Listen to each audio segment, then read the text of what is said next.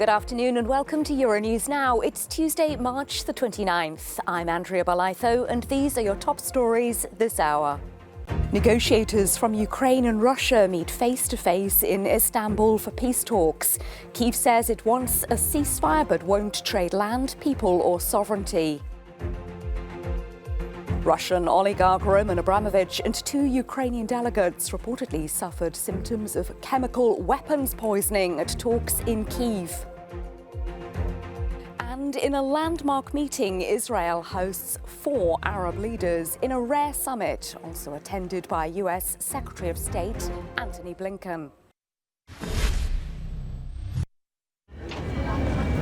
Negotiators from Russia and Ukraine are in Istanbul for a fresh round of talks aimed at ending the war.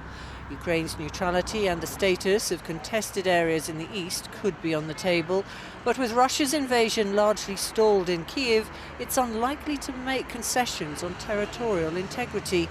It's unclear what Russia at this point is bringing to the mix. NATO member Turkey is playing host as it has close relations with both sides and remains optimistic. We will briefly meet with the delegations ahead of their meeting. I can say that the telephone traffic we're engaged in with Mr. Putin and Mr. Zelensky is headed in a positive direction. Russian Foreign Minister Sergei Lavrov was yesterday less positive and dismissed the idea that now was the time for the presidents of both countries to meet. The crisis in Ukraine, the conflict inside Ukraine, has been brewing so long all these years that a huge number of problems have built up. Therefore, just meeting and exchanging views on what you think, I think that would just be counterproductive now. Away from the diplomacy, and an elderly woman arrives in Kyiv, relieved to have fled the shelling in the nearby town of Irpin. The mayor of that city has now declared Ukrainian forces have taken back control of Irpin, having, he said, cleared it of the enemy. Irpin has been one of the main hotspots of fighting with Russian troops near the capital.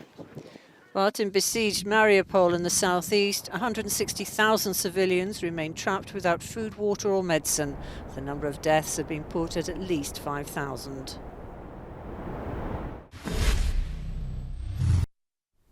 Ukraine peace talks in Istanbul start this morning and could last for 2 days.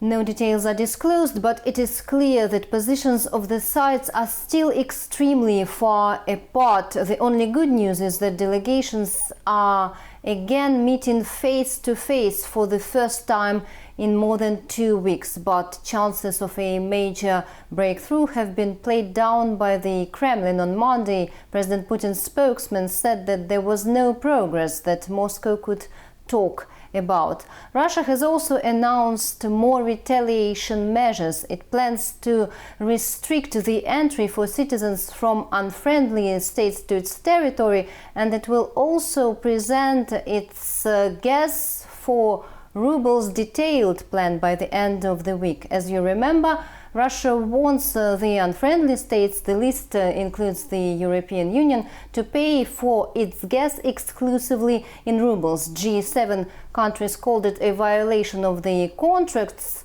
but Moscow does not seem to be willing to roll back. Galina Polonskaya, Euronews from Paris. Russian oligarch Roman Abramovich and 2 Ukrainian peace envoys may have been poisoned during a meeting in Kyiv last month, according to a report in the Wall Street Journal.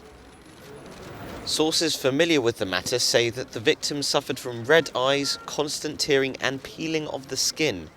Investigative outlet Bellingcat says that the symptoms are likely to correspond to poisoning with an undefined chemical weapon, although a US official has downplayed this possibility. Abramovich and the Ukrainian diplomats are reported to have made a full recovery.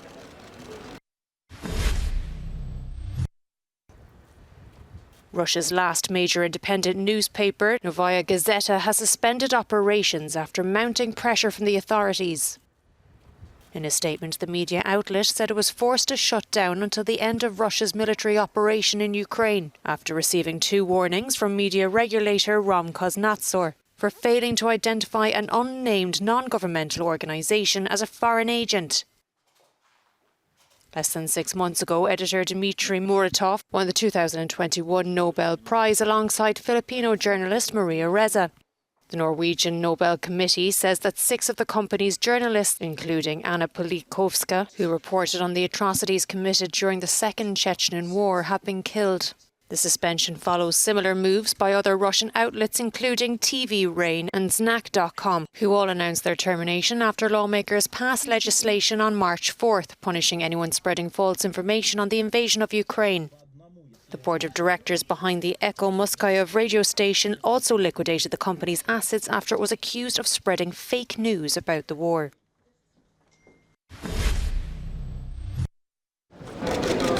It's a sight that would have been impossible just a few years ago.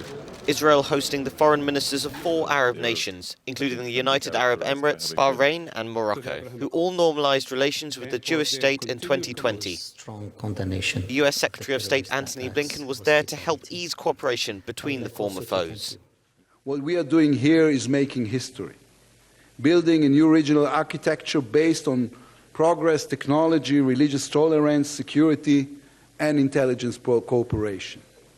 This new architecture, the shared capabilities we are building, intimidates and deters our common enemies, first and foremost, Iran and its proxies. This is a new dawn. The only limits are the ones we can imagine. So, I commend the courage of those willing to break down barriers, political leaders, but also people across our societies, individual citizens who are forging new relationships as a result of this historic opening. Blinken also met with the president of the Palestinian Authority, Mahmoud Abbas, keen to repair relations which collapsed under the Trump administration. However, Abbas accused the US of double standards, taking a hard line against Russia in Ukraine while ignoring what he called Israel's crimes. Joost Hilterman is Middle East Programme Director at the International Crisis Group in Brussels. He says Monday's summit is a sign of shifting geopolitical realities. There's a lot of media reporting on that this alliance of Israel with the Gulf Arab states is an anti-Iran alliance. And to some extent it is, certainly from the Israeli perspective. But in some ways it's also an anti-US alliance. And that is maybe overstating it a little bit because these are all allies of the United States, obviously. But they are worried to varying degrees about a gradual US disengagement from the region. And that is also why they're coming together in a way, because they feel that they can no longer rely on the United States under all circumstances for its protection.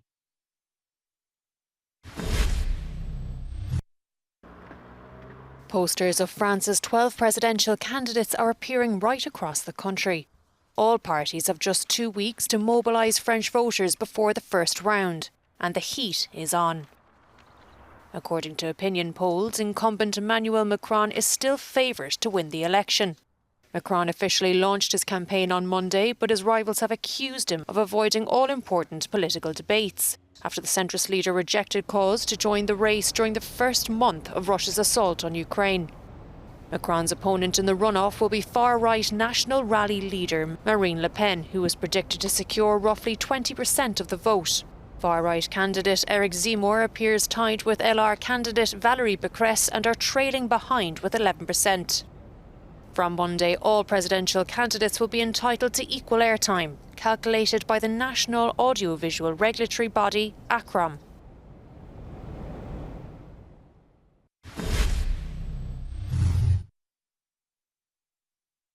American actor Will Smith has apologized for hitting Chris Rock at the Oscar awards ceremony on Sunday night, saying he was out of line. Smith took offense to the comedian's joke about his wife, Jada Pinkett Smith, and confronted him angrily on stage. Moments later, Smith won his first Best Actor Oscar for his role in the movie King Richard.